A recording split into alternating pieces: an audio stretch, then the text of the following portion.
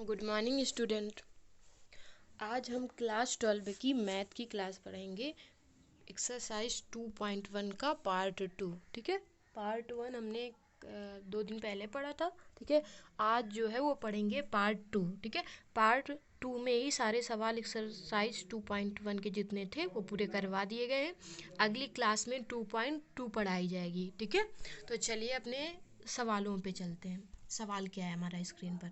ठीक है, देखिए इसके नोट्स बना लीजिए कॉपी में। अभी बुक नहीं खरीदना है, बुक जब स्कूल खुलेगा तब बताई जाएगी किस प्रकाशन की बुक लेनी है या कौन सी लेनी। अभी एनसीईआरटी पढ़ाई जा रही है, तो इसको आप अपनी कॉपी में नोट करते जाइए और इसी का रिवीजन करते जाइए। ठीक है, एक्सरसाइज 2.1 से स्टार्ट किया गया है। पार्ट 1 प्लेलिस्ट में पढ़ा होगा, पार्ट 2 आज पढ़ाया जा रहा है। ठीक है, पार्ट 2 में एक्सरसाइज 2.1 पूरा कंप्लीट हो जाएगी। अगली एक्सरसाइज कल पढ़ाएंगे 2.2। ठीक है, तो चलिए इस सवाल पे चलते हैं। सवाल हमारे कहाँ तक हो गए थे? 10 नंबर तक हो गए थे शायद, और 11 नंबर से स्टार्ट करना है। 10 नंबर में हमने 4 नंबर तक करवाए थे और कहा था बाकी सब उसी तरह से, तो हमने बोला था कि ये आपको घर में करने, और सवाल उसी जो पढ़ाया गया था उसी वीडियो में नोट है। ठीक है, तो वहाँ से नोट कर लीजिएगा।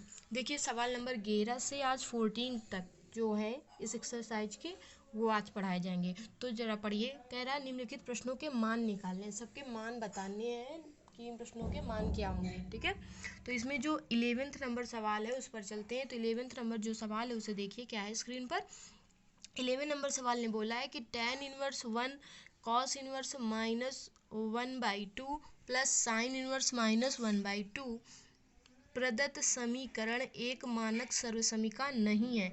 इसलिए हम tan इनवर्स 1 कामा कॉस इनवर्स -1/2 कामा साइन इनवर्स -1/2 का अलग अलग मान ज्ञात कर सरल करेंगे। ठीक है, इन जो ये पूरी लिखा हुआ है सवाल, tan इनवर्स 1 cos इनवर्स -1/2 और साइन इनवर्स -1/2, इनका बोला गया है कि हम जो मान इनके निकालेंगे वो पहले इसका अलग निकाल लेंगे, इसका अलग निकाल लेंगे और इसका अलग निकाल लेंगे, फिर इसी समीकरण में रख देंगे और जो हमारी वैल्यू होगी वो हमको प्राप्त हो जाएगी। ठीक है, तो चलिए चलते हैं अपने सवाल पे चलते हैं। तो देखिए सोल्यूशन पे, सोल्यूशन है हमारा, हमने उसी सवाल को, जो सवाल हमारा दिए है हमने उसी सवाल को यहाँ पे लिख लिया है। ठीक है, उसे समीकरण नंबर कौन सा मान लिया? 1 मान लिया। क्या मान लिया? समीकरण नंबर 1। अब हमें इसे पार्ट 1, पार्ट 2 और पार्ट 3 में हल करना है। ठीक है, तो चलते हैं।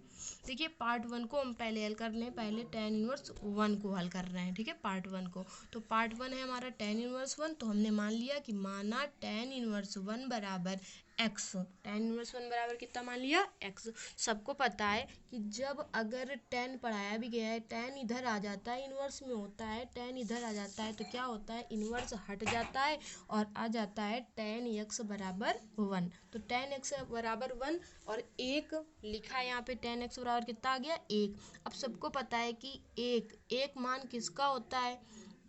सभी को पता है एक किसकी वैल्यू होती है? 45 अंश की। किसकी वैल्यू होती है? 45 अंश की। ये मान सबको रटवाए गए हैं, याद भी करवाए गए हैं। ठीक है, रिपीट करवाया गया। कई बार रिपीट करने से मान जो होते हैं वो दिमाग में आ जाते हैं। ठीक है, तो ये जो 45 अंश की वैल्यू, इसे जब रेडियन फॉर्म में बदला जाता है तो बताया गया है क्या किया जाता है। रेडियन फॉर्म में बदलने के लिए इसमें π/180 का मल्टीप्लाई करवा दिया जाता है। ठीक है, तो 45 का भाग जब 180 में देंगे तो यहाँ पे हमारे पास आ जाएगा कितना?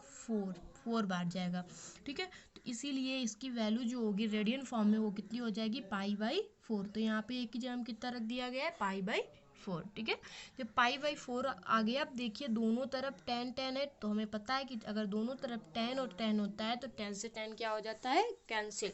तो हमारी जो वैल्यू होगी x बराबर वो कितनी आ जाएगी? π/4। तो x बराबर जब वैल्यू आ गई π/4 और हमने यहाँ पे x को माना क्या था? tan इनवर्स 1 माना है, तो हम बस लिख देंगे कि x का मान रखने पर, तो x की जगह हम कितना रख देंगे? tan इनवर्स 1 और ये कोष्टक में 1, यही तो रख सकते हैं ना। ठीक है, तो रख देंगे। तो लिख दिया x का मान रखने पर, x की वैल्यू हमने रख दी। तो x की वैल्यू कितनी थी यहाँ पे देख रहे हैं आप? x की वैल्यू यही तो थी। ठीक है, तो हमने रख दिया तो tan इनवर्स 1 बराबर कितना आ गया? π/4। ये हमारा जो है पहला स्टेप जो है यहाँ से कंप्लीट होता है। ठीक है, अब चलते हैं दूसरे स्टेप पे। दूसरा स्टेप क्या है, तो पहले को x माना, दूसरे को y मान लेंगे, तीसरे को z मान लेंगे, ठीक है। तो चलिए दूसरे स्टेप पे चलते हैं। दूसरे स्टेप में सवाल हमारा क्या है, तो दूसरा स्टेप हमारा था cos इनवर्स 1 माइनस 1/2 बराबर y, यही तो मान लेंगे, ठीक है, क्योंकि ये पूरा है तो हमने पिछले वाले को x माना तो इसको हम क्या मान लेते हैं, y मान लेते हैं, तो हमने ये मान लिया y, ठीक है। अब देखिए इसमें भी पता है हमको कि अगर cos इधर जाएगा, इनवर्स में होता है, इधर जाता है, सबको पता है क्या हो जाता है, cos y हो जाता है, ठीक है। cos y बराबर कितना हो जाएगा, माइनस का 1/2। जब माइनस 1/2 होगा तो हमें पता है कि माइनस तो बाहर ही रहेगा, 1/2 हमें पता है किसकी वैल्यू होती है cos में, तो हमें पता है कि ये होती है 60 अंश की, यही तो होती है ना। और 60 अंश को जब रेडियन फॉर्म में बदलना होता है तो हम क्या करते हैं, यहाँ पे π/180 का गुणा करवा देते हैं, पता है। तो हम 60 का भाग 180 पे देंगे तो कितना आ जाएगा, जरा देखिए, 3 ही बार तो जाएगा, तो हमारे पास जो वैल्यू आ जाएगी वो कितनी आ जाएगी, π/3, यही तो आ जाएगी रेडियन फॉर्म में। तो हमने इसको लिख दिया यहाँ पे, लिख दिया यहाँ पे cos y बराबर माइनस का cos π/3, ठीक है। अब देखिए यहाँ पे एक बताया गया था सूत्र आपको कि जब भी अगर यहाँ पे माइनस हो और माइनस हटाना हो, ठीक है। एक देखिए एक सूत्र आपको बताया गया था कि अगर यहाँ पे इस तरह से होता है cos माइनस थीटा, अगर यहाँ पे अंदर होता है ये माइनस, ठीक है, तो यहाँ पे cos माइनस हट जाता है, सीधे क्या हो जाता है यहाँ पे cos थीटा। देखिए लेकिन ये अंदर नहीं है, ठीक है, अंदर है नहीं है, ये तो बाहर लगा हुआ है ना, ठीक है। ये जो माइनस है ये हमारा कहाँ लगा है, बाहर, मतलब इस सूत्र का प्रयोग तो यहाँ पे होना नहीं है, ठीक है। तो हम दूसरे सूत्र का प्रयोग करेंगे। जरा देखिए दूसरा एक सूत्र होता है, बताया भी गया है, पढ़ाया गया है कि cos अगर होता है cos पाई, अगर इस तरह से होता है cos, मान लीजिए cos, अब यहाँ पे y है तो हमने y के फॉर्म में यहाँ पे लिख दिया है ये, ठीक है, लेकिन हम थीटा भी लिख सकते हैं। तो cos थीटा बराबर ये सूत्र बताया गया है आपको, चाहे थीटा लिखो यहाँ पे, चाहे y लिखो, चाहे x लिखो, चाहे जो कुछ लिखो, चाहे z लिखो, ठीक है, जो भी ये लिखना चाहो। तो cos थीटा बराबर ये आपको सूत्र बताया गया है कि होता है यहाँ पे ये माइनस अगर यहाँ बाहर लगा हो तो ये सूत्र होता है cos कोष्ठ में पाई माइनस थीटा, इस तरह से ये सूत्र होता है ना। वही सूत्र जो है वो हमारा नीचे लिखा है, हमने यहाँ पे y लिख दिया क्योंकि हमने यहाँ y माना था इसलिए हमने y रख दिया है, ठीक है। तो यहाँ पे आप कुछ भी ले सकते हो सूत्र में, चाहे थीटा लो, चाहे अल्फा लो, चाहे y लो, चाहे x लो, चाहे z लो, ठीक है। तो हमने यहाँ पे y ले लिया। तो जरा देखिए इस सूत्र से 180 माइनस थीटा अगर होता है तो वो क्या हो जाता है, माइनस का होता है ना। ये सूत्र पढ़ा है कि 180 cos 180 माइनस थीटा बराबर होता है माइनस का cos थीटा। हमें इसका माइनस हटाना है ना, तो माइनस cos थीटा की जगह में क्या रख सकते हैं, cos पाई माइनस थीटा रख सकते हैं ना, बिल्कुल रख सकते हैं। अब देखिए cos पाई माइनस थीटा रख सकते हैं, तो वही किया गया है, यहाँ पे वही सूत्र लिखा गया है cos पाई माइनस वाई बराबर माइनस का cos वाई, ठीक है। तो हमने यहाँ पे पाई माइनस थीटा रख दिया, थीटा की जगह वैल्यू कितनी है हमारी, ये वाई की वाई माने तो वाई की जगह वैल्यू कितनी है हमारी, π/3, तो बस वही रखना है हमको। तो देखिए हमारा सूत्र क्या है, तो हमारा सूत्र है cos पाई माइनस वाई बराबर माइनस का cos वाई, मतलब अगर माइनस हटाना हो हमको तो हमको इस फॉर्म में रखना है, ठीक है, इस फॉर्म में रखना है हमको, तो वही हमने रख दिया। तो y की देखते हैं वैल्यू कितनी, तो y की वैल्यू कितनी है π/3, तो हमने यहाँ पे कितना रख दिया π/3, पाई माइनस π/3। अब देखिए π/3 में पाई माइनस π/3 है ना, तो इसके नीचे कितना मानेंगे, 1, ठीक है। एलसीएम लेंगे, 3 आएगा, 3 इधर चला जाएगा, 3 पाई माइनस का पाई, 3 पाई में पाई घटाएंगे कितना आ जाएगा, तो आ जाएगा हमारे पास 2π/3, यही तो आ जाएगा ना। तो यही आया, हमने यहाँ पे रख दिया 2π/3, ठीक है। आप सबको पता है कि जब भी इस तरह से होता है cos से cos कैंसिल, तो पाई y बराबर कितना आ जाएगा, 2π/3। जब y बराबर 2π/3 आ गया, इसका मतलब यहाँ पे भी हमने जो y को माना था वो वैल्यू रख सकते हैं ना।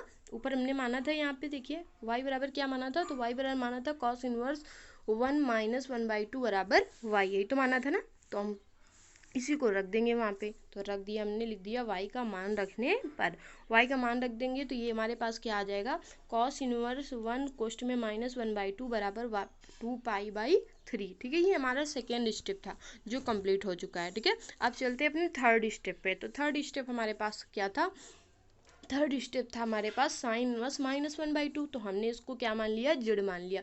तो हमने मान लिया माना साइन इनवर्स 1 कोष्ठ में माइनस 1/2 बराबर जेड, ठीक है। जब इस तरह से मानेंगे तो ये साइन इधर आ जाएगा, तो इस तरह से हो जाएगा साइन जेड बराबर माइनस का 1/2, 2, यही होता है ना? ठीक है, पता है हमें ये होता है।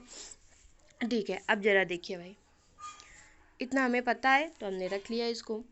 अब ये जब लिखा है माइनस को 1/2, तो हमें पता है कि 1/2 जो वैल्यू होती है वो किसकी होती है? तो 1/2 जो वैल्यू होती है वो होती है पाई बाई 1/2 वैल्यू होती है 30 अंश की, साइन में वो 30 अंश की होती है। 30 अंश को हम जब रेडियन के फॉर्म में बदलते हैं तो पाई गुणते 180 कर देते हैं। 30 का भाग देंगे यहाँ पे कितना आ जाएगा? 6, इसलिए हमने यहाँ पे क्या लिख दिया? Pi by 6।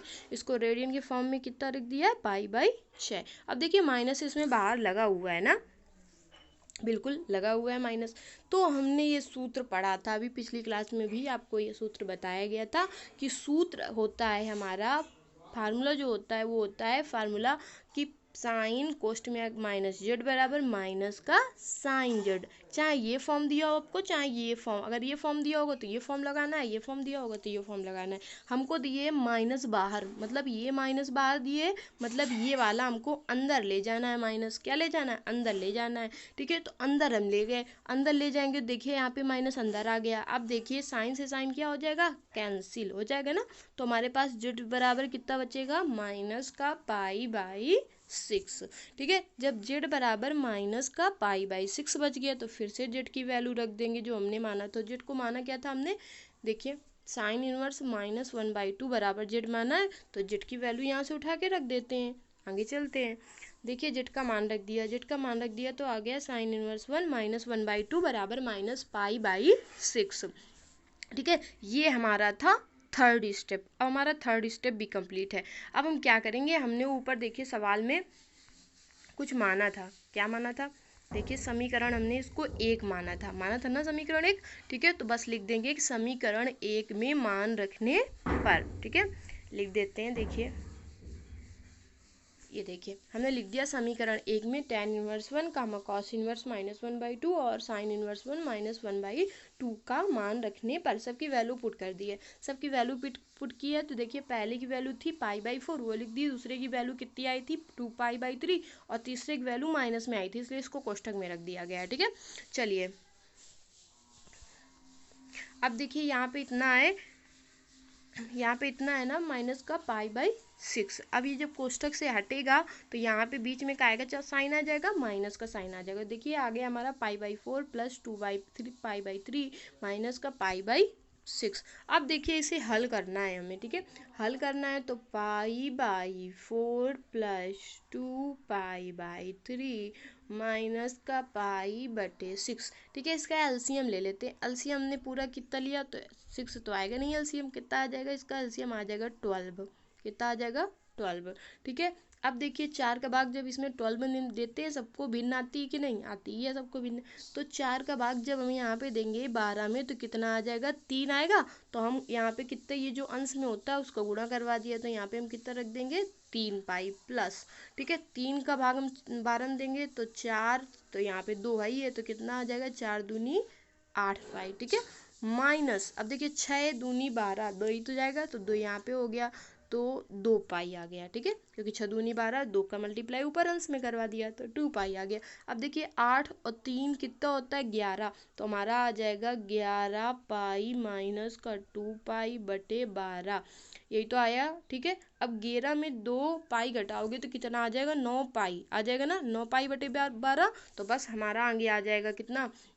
9 पाई बटे 12। देखिए यही आ गया। अब देखिए इसको हम काट भी तो सकते हैं, जैसे लिखा है 9 पाई बटे 12, 3 से नीचे भी कट रहा है 4 और 3 से ऊपर भी कट रहा है तो कितना हो गया? 3। ठीक है, तो आ जाएगा हमारा आंसर, क्या आ जाएगा? 3 पाई बटे 4। तो यही हमारा आंसर, तो हमारा जो पहला क्वेश्चन था वो कंप्लीट हो गया। ठीक है, 3 पाई बटे 4 इसका मान होगा। ठीक है, अब चलते हैं हम अपने सेकेंड क्वेश्चन पर। सेकेंड क्वेश्चन हमारा 12 क्वेश्चन है, उसे जरा पढ़िए, स्क्रीन पर है।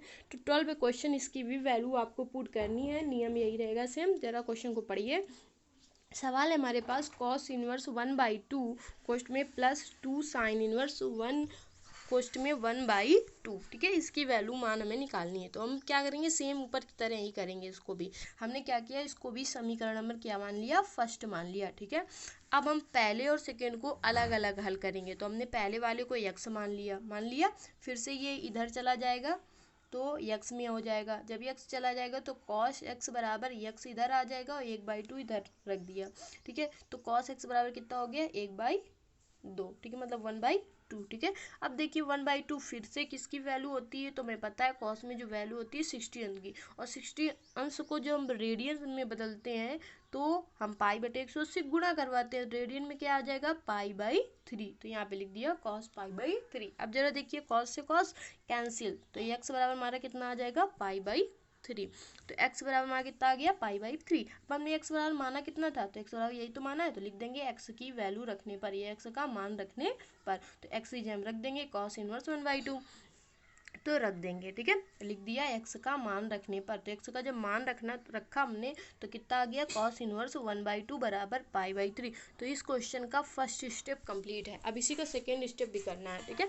तो सेकेंड स्टेप में क्या था, साइन इनवर्स 1/2, तो देखिए हमने इसको मान लिया, माना साइन इनवर्स 1/2 बराबर वाई, क्योंकि ऊपर वाले को एक्स माना है तो नीचे वाले को वाई मान लिया, ठीक है। इसको जब वाई माना तो इसमें भी साइन इधर आ जाएगा, तो क्या आ जाएगा साइन वाई बराबर कितना आ जाएगा 1/2, ठीक है। साइन वाई बराबर कितना आ जाएगा 1/2। चलिए ये भी आ गया।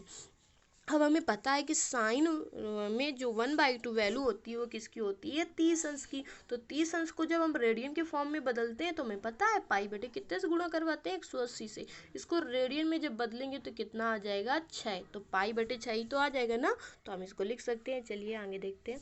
देखिए हमने लिख दिया इसको, क्या लिख दिया साइन वाई बराबर साइन पाई/6, ठीक है। तो साइन से साइन कैंसिल, तो वाई बराबर कितना आ जाएगा पाई/6, वाई, अब देखिए y बराबर पाई/6, तो फिर से y की वैल्यू पुट कर देंगे, तो y की जब वैल्यू पुट करेंगे रखेंगे मान, तो देखिए y की वैल्यू यही तो थी ना, तो हमने यहीं पे रख दिया, तो यहीं पे रखेंगे तो कितना आ जाएगा हमारा साइन इनवर्स 1/2 बराबर पाई/6। ये हमारा जो था वो सेकेंड स्टेप भी कंप्लीट है, ठीक है। तो ये हमारा सेकेंड स्टेप इसी सवाल का कंप्लीट हो गया। अब जब दोनों स्टेप कंप्लीट है तो हम क्या करते हैं, समीकरण 1 में उठा के रख देते हैं इनकी वैल्यू, तो लिख दिया समीकरण 1 में कॉस इनवर्स 1/2 साइन इनवर्स 1/2 का मान रखने पर, ठीक है। कॉस इनवर्स 1/2 की वैल्यू पाई/3 थी और साइन इनवर्स 1/2 की वैल्यू थी पाई/6। सवाल जो हमारा था वहाँ पे 2 भी था, देखिए जरा सवाल ऊपर था हमारा, उसमें मल्टीप्लाई में 2 भी था, ठीक है, इसलिए हमने 2 को भी मल्टीप्लाई में रखा है, ठीक है। 2 गुणते पाई/6, ठीक है, 2 गुणते पाई/6, 2 से अगर हम इसको जब इस तरह से लिखा है 2/पाई/6, 2 से ये कट जाएगा तो कितना आ जाएगा 3, तो हमारे पास कितना आ जाएगा पाई/3। अब देखिए पाई/3 प्लस पाई/3 दोनों जुड़ जाएंगे आपस में, तो क्या हो जाएगा 2 पाई/3, तो हमारी जो वैल्यू होगी वो कितनी आ जाएगी 2/3, ठीक है, 2 पाई/3। तो इस सवाल का जो आंसर होगा वही यही होगा 2 पाई/3। तो हमारा जो सेकेंड क्वेश्चन भी इस सवाल का 12 क्वेश्चन है वो भी कंप्लीट हो गया, ठीक है। अब चलते हैं 13 नंबर क्वेश्चन पे। 13 नंबर क्वेश्चन पे कुछ हल नहीं करना है, ठीक है, बस सीधे सीधे आपको बताना है। देखिए 13 नंबर जो क्वेश्चन है हमारा उसे पढ़िएगा, स्क्रीन पर है। तो देखिए 13 नंबर क्वेश्चन क्या बोल रहा है, कह रहा है यदि साइन इनवर्स एक्स बराबर वाई तब ए, इसमें बताना है कौन सा विकल्प सही है, कौन सा ऑप्शन सही है इसमें, ठीक है। तो ए जो ऑप्शन है वो है 0 से लेकर के y और फिर पाई तक, और दूसरा हमारा -पाई/2 से फिर लिखा हुआ है less than equal to y फिर less than equal to pi, ठीक है। फिर सी ऑप्शन है हमारा 0 less than y less than pi, फिर डी ऑप्शन सही से दिया नहीं है, वैसे थोड़ा सा कटिंग है, ठीक है। तो -पाई/2 से लेकर के हो सकता है इतना पाई, ठीक है। तो ये हमारा फोर्थ ऑप्शन था। अब देखिए हमें पता है एक सूत्र, हमने पढ़ा भी है सूत्र को, तो सूत्र हमें पता है साइन इनवर्स एक्स का परिसर पढ़ाया गया है, सूत्र पढ़ाया गया है ना, कितना होता है -पाई/2 से लेकर पाई/2 तक होता है, मतलब -90 अंश से +90 अंश तक होता है। इसलिए जब माइनस और यहाँ पे y दिए, यहाँ पे क्या दिए y, तो बस हमको करना क्या है, जो इसका परिसर होगा वहाँ कहाँ तक होगा, तो ये यही तो होगा, इसलिए -pi less than equal to y और less than equal to pi के बराबर होगा। तो जो ऑप्शन नंबर सही होगा वो कौन सा सही हो जाएगा हमारा बी, तो लिख देंगे अतः बी नंबर सही है, ठीक है। तो ये तो बिल्कुल इसमें तो कुछ हल ही नहीं करना था, बस सूत्र से ही बता देना था, ठीक है। चलिए आगे सवाल पे चलते हैं। अगला सवाल इस चैप्टर का लास्ट सवाल है, ठीक है, 2.1 का ये लास्ट सवाल है। तो लास्ट सवाल जरा देख लीजिए, इसको भी सेम उसी तरीके ही करना है। देखिए लिखा है tan inverse √3 minus sec inverse √2 का मान बराबर है। इसमें भी बोला है कि कौन सा सही है, बताना है कौन सा सही है, फर्स्ट या सेकेंड या थ्री या फोर्थ, कौन सा ऑप्शन सही है। फिर चलिए इसमें सोल्यूशन पे चलते हैं। सोल्यूशन पे हमने क्या किया है, सबसे पहले हमने इसको समीकरण नंबर 1 मान लिया है, जिसे पिछली उसमें किया है, ठीक है। हमने इसको मान लिया है, ठीक है, हमने इसको माना, तो इस तरह से मान लिया हमने। अब मानने के बाद हम क्या करेंगे, सब दोनों को हमने अलग अलग किया, क्योंकि दोनों को अलग अलग करके ही तो हल करना है। पिछले क्वेश्चन में पहले सबसे क्वेश्चन में बता दिया गया था, तो हमने इसको पहले वाले को x मान लिया। जब पहले वाले को x मान लिया, tan इधर चला गया, तो tan x बराबर कितना आ गया, √3। √3 हम जानते हैं tan में जो वैल्यू होती है वो 60 अंश की होती है, और 60 अंश को जब रेडियन में बदलते हैं तो पता है सभी को कितना आता है, π/3। इसलिए हमने इसकी जगह कितना रख दिया, π/3। तो tan x बराबर हमारा जो आ गया वो कितना आ गया, tan π/3। यही तो आ जाएगा, tan से tan कैंसिल, तो x बराबर कितना आ जाएगा, π/3। तो जो x की वैल्यू आ गई वो हमारी कितनी आ गई, π/3। अब x का जब मान आता है तो हम लिखते हैं कि x का जब मान आने पर हम क्या करते हैं, x का मान रख देते हैं। तो x का जब मान रखेंगे, x को ऊपर हमने माना था tan इनवर्स √3, तो बस वही रख दिया हमने, tan इनवर्स √3 बराबर π/3। तो हमारा जो ये फर्स्ट स्टेप है वो हमारा क्या हो गया, कंप्लीट हो गया, ठीक है। चलिए आगे चलते हैं अब सेकेंड स्टेप पे से सवाल के। तो इसी सवाल के सेकेंड स्टेप में क्या है हमारा, सेक इनवर्स -2 है, ठीक है। सेक इनवर्स -2 बराबर कितना है, y माना हमने।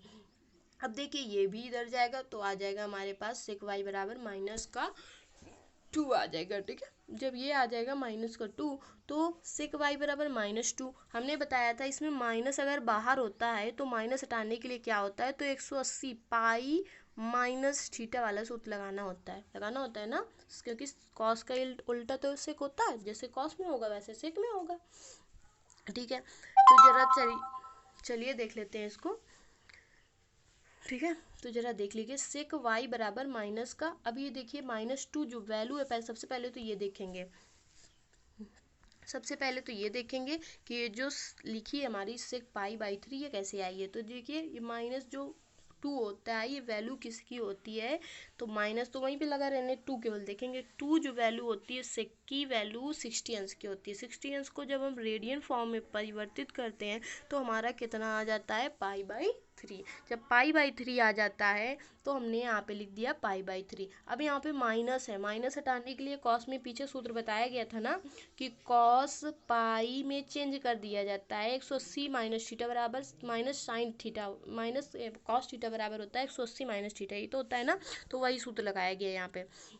अभी यहाँ पे हमने पाई के फॉर्म में रख दिया है, ठीक है। देखिए यही तो फार्मूला होता है ना इसका, कि माइनस का सेक वाई बराबर, ठीक है, सेक पाई माइनस वाई, यही तो होगा ना। अगर हमें ये माइनस हटाना है तो हमें 180 में परिवर्तित कर देना होता है, तो 180 में हम परिवर्तित कर देंगे। यहाँ पे देखिए y की वैल्यू है कितनी, π/3, तो यहाँ पे उठा के हम कितना रख देंगे, π/3, ठीक है। तो वही किया गया, हमने सूत्र में इसको बदल दिया। जरा देखिए इसको माइनस हटाने के लिए हमने इसको रख दिया सेक पाई माइनस π/3। अब जरा घटाएंगे इसमें, तो पता है मैं पाई माइनस π/3 घटाएंगे जब, तो यहाँ पे 3 आ जाएगा, ऊपर आ जाएगा 2 पाई माइनस का पाई, 2 पाई में पाई घटाएंगे तो कितना आ जाएगा, जरा देखिए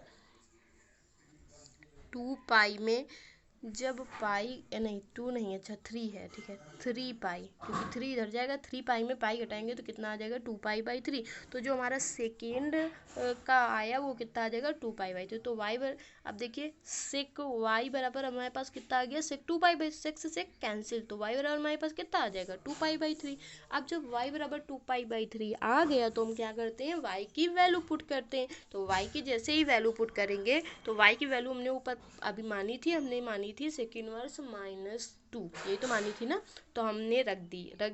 जब रख दी तो हमारे सेकेंड स्टेप भी जो हुआ वो कंप्लीट हो गया। जब दोनों स्टेप कंप्लीट हो गए तो हम क्या करेंगे, दोनों की जो वैल्यू है वो समीकरण नंबर 1 में रख देंगे। तो लिख दिया समीकरण 1 में tan इनवर्स √3 कामा सेक इनवर्स -2 का मान रखने पर, जब मान रख देंगे दोनों का, तो यहाँ पे आ जाएगा π/3 और माइनस बीच में चिन्ह लगाए, यहाँ पे प्लस नहीं था, काय का चिन्ह था, माइनस का, तो माइनस लगा दिया, माइनस का 2 π/3। जब देखिए इस तरह से लिखा है ना, तो हम इस तरह से इसको लिख सकते हैं, इस तरह से इसको किस तरह से लिख सकते हैं, तो हम इसको लिखेंगे तो हम लिख देंगे π/3 माइनस 2π/3।